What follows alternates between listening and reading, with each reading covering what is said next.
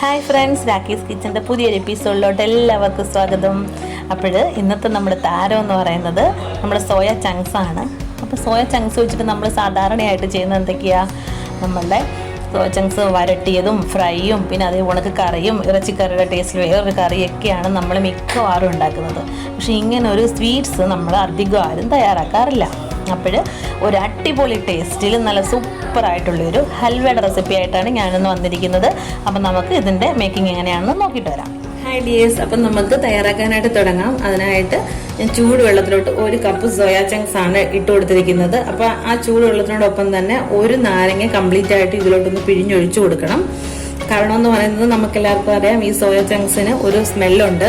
അപ്പോൾ ആ സ്മെല്ലൊന്ന് പോയി കിട്ടാനായിട്ടാണ് ഈ ഒരു നാരങ്ങയുടെ നീര് നമ്മൾ ചൂടുവെള്ളത്തിലോട്ട് പിഴിഞ്ഞു കൊടുക്കുന്നത്. അപ്പോൾ അതിൻ്റെ നീരൂടി ഇട്ട് കൊടുത്ത ശേഷം വേണം നമുക്ക് ഇതൊന്ന് കുതിർത്തെടുക്കാനായിട്ട്. ഇപ്പോഴും സോയ ചങ്ക്സ് എല്ലാം നന്നായിട്ട് കുതിർന്ന് കിട്ടിയിട്ടുണ്ട്. ഇനി നമുക്കിത് മിക്സിയുടെ ചെറിയ ജാറിലോട്ട് ഇട്ടിട്ട് നന്നായിട്ടൊന്ന് അരച്ചെടുക്കണം.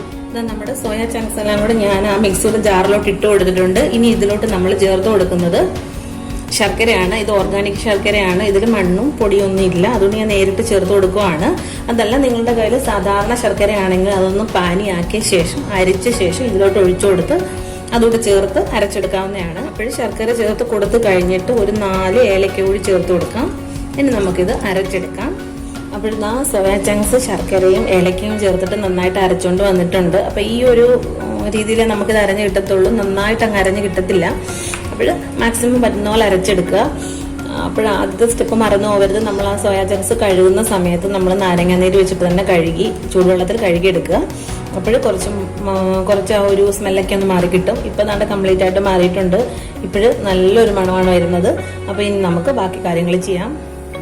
ഇനി നമ്മൾ ചെയ്യുന്നത് നല്ല അടികട്ടിയുള്ളൊരു പാത്രം എടുത്തിട്ട് അതിലോട്ട് 2 ടേബിൾ സ്പൂൺ നെയ്യ് ഒഴിച്ചു കൊടുത്തിട്ടുണ്ട്. ഇനി ഈ നെയ്യിലോട്ട് നമ്മൾ നേരത്തെ അരച്ചു വെച്ചിരുന്ന ആ ഒരു സോയാ ചങ്ക്സ് ഒന്ന് നന്നായിട്ട് വരട്ടിയെടുക്കണം.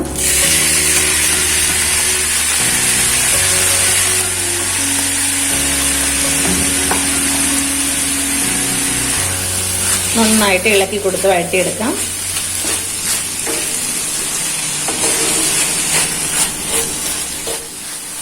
അപ്പോൾ മാക്സിമം തീ കൂട്ടിയിട്ട് തന്നെ നമുക്കിത് വരട്ടിയെടുക്കാം. കാരണം ആ സോയ ചങ്ക്സിലുള്ള വെള്ളം എല്ലാം ഒന്ന് വലിഞ്ഞ് കിട്ടണം. ഇപ്പോൾ ഇതിനകത്തുള്ള വെള്ളം എല്ലാം വലിഞ്ഞ് നന്നായിട്ട് റെഡിയായി വന്നിട്ടുണ്ട്. ചെറുതായിട്ട് നെയ്യൊക്കെ താഴെ തെളിഞ്ഞ് വന്നിട്ടുണ്ട്. ഇനി നമ്മൾ ഫ്ലെയിം ഒന്ന് ലോ ഫ്ലെയിം ആക്കിയ ശേഷം ഇതിലോട്ട് ചേർത്ത് കൊടുക്കുന്നത് കടലപ്പരിപ്പ് കുതിർത്തതാണ്. അപ്പോൾ 1 കപ്പ് കടലപ്പരിപ്പ് കുതിർത്തതൂടെ ഞാൻ ഇതിലോട്ട് ചേർത്ത് കൊടുക്കുവാണ്. ഇനി ലോ ഫ്ലെയിമിൽ ഇട്ടിട്ട് ഇത് നന്നായിട്ട് വരട്ടിയെടുക്കാം.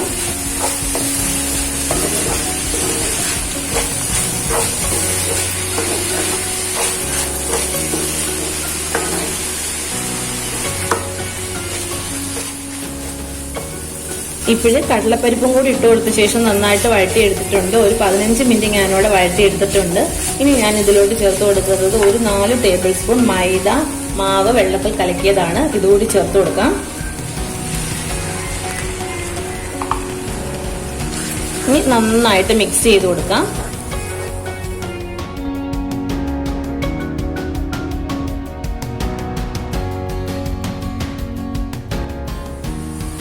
ഇപ്പോഴും ഒരു 10 മിനിറ്റ് ആയിട്ടേ ഉള്ളൂ. അപ്പോൾ തന്നെ ഇത് നന്നായിട്ട് യോജിച്ച് വരാൻ തുടങ്ങിയിട്ടുണ്ട്.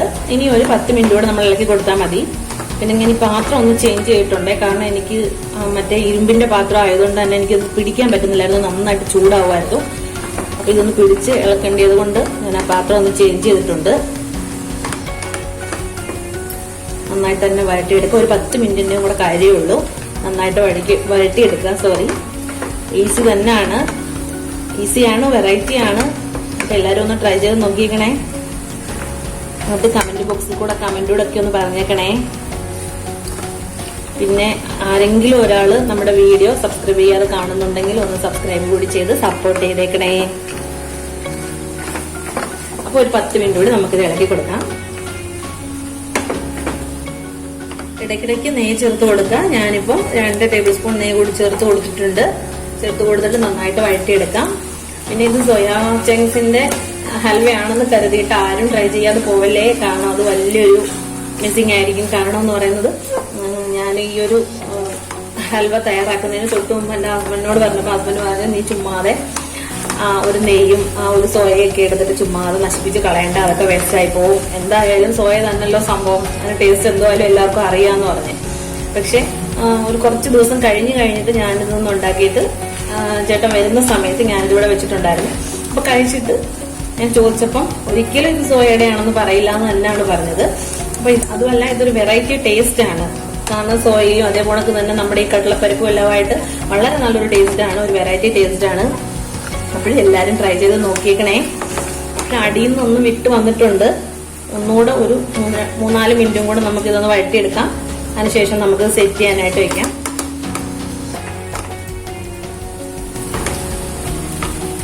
ഇപ്പോഴത്തെ നന്നായിട്ട് യോജിച്ച് വന്നിട്ടുണ്ട്. പിന്നെ നമ്മുടെ സാധാരണ പൊടിയുടെ ഹൽവയുടെ ഒക്കെ കൂട്ട് തന്നെ ഇത് ഒരുമിച്ച് യോജിച്ച് വരത്തില്ല.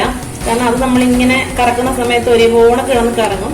കാരണം ഇത് നമ്മുടെ സോയ ചങ്ക്സ് ആയതുകൊണ്ട് തന്നെ അത് കുറച്ച് തരിതരിപ്പായിട്ടാണ് നമുക്ക് അരിഞ്ഞ് കിട്ടിയിട്ടുള്ളത്. അപ്പൊ അതുകൊണ്ട് ഇത് ഒരുമിച്ച് യോജിച്ച് വരത്തില്ല.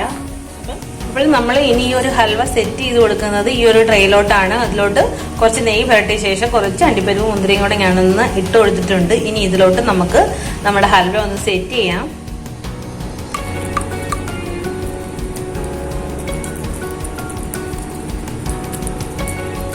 നന്നായിട്ട് പ്രസ് ചെയ്ത് കൊടുക്കുക. പ്രസ് ചെയ്യുമ്പോഴും നമ്മൾ ഒഴിച്ചു കൊടുത്തിട്ടുള്ള നെയ്യൊക്കെ മുകളിലോട്ടൊന്ന് തെളിഞ്ഞു വരും. അത്രേ നമുക്ക് തന്നെ പ്രസ് ചെയ്ത് കൊടുക്കണേ.